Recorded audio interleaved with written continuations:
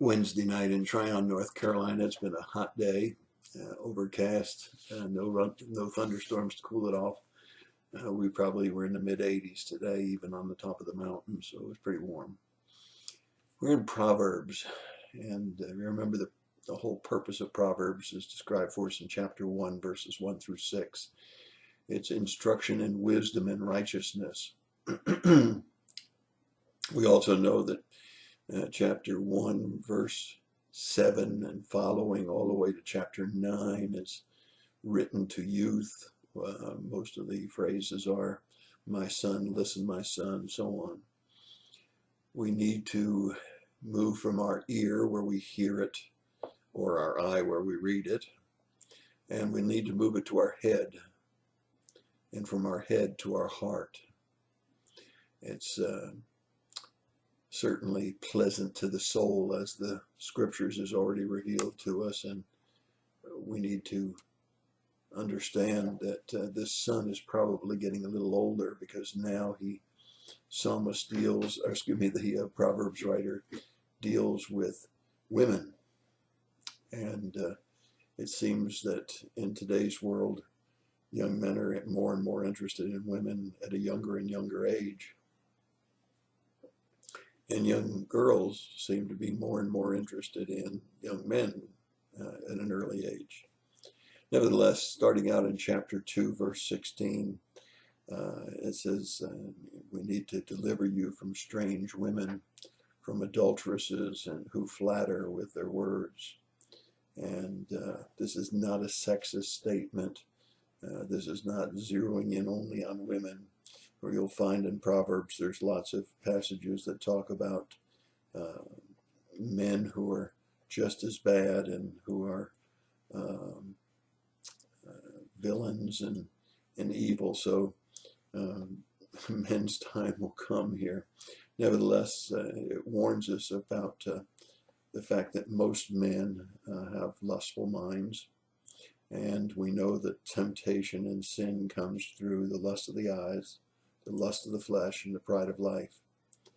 And here the psalmist probably is alluding to people like Delilah, who was a great example of someone who used Samson's weakness of women and flattery and her own desire for greed, for payment, for capturing Samson. I couldn't help but to remember a friend of mine that worked in the same company that I did.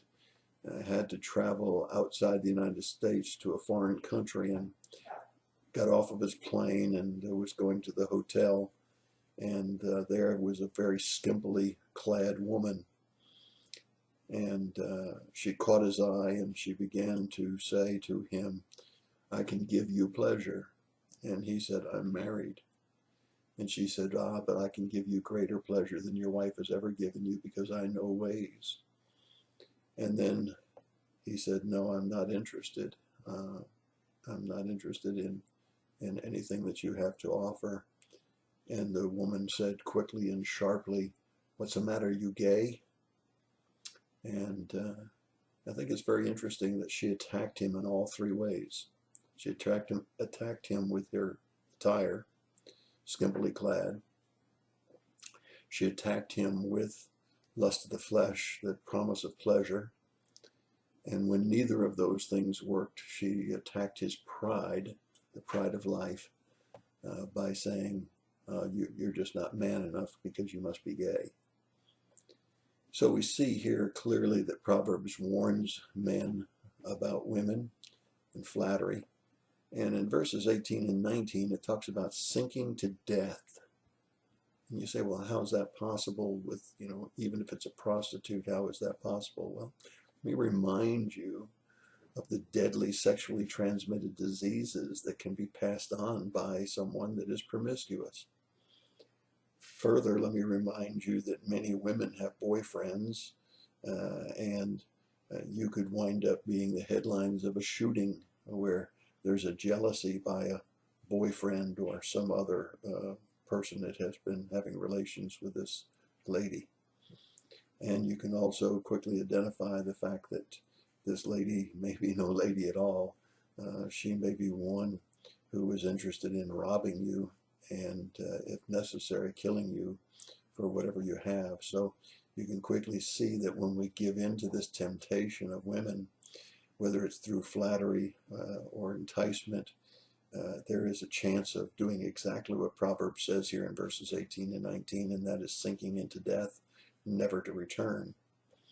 It's very, very possible that we sometimes fall to the compound problem that we think that a few minutes of pleasure will be worth whatever the cost. And most of the time we don't think through what the cost might be. And so Proverbs tells us clearly here the cost could be death. What is the corrective action? Well, you find that clearly in verse 20 and 21. It says, walk in the way of good men, keep the path of the righteous. Upright will live in the land, and blameless will remain in it. Verse 22 says, but the wicked will be cut off from the land, and treacherous will be uprooted from it. We have a clear warning here, a clear contrast between someone who keeps the way of righteousness and keeps the way of blamelessness before God versus those who fall to the enticement and the flattery of women, which can very easily end in death.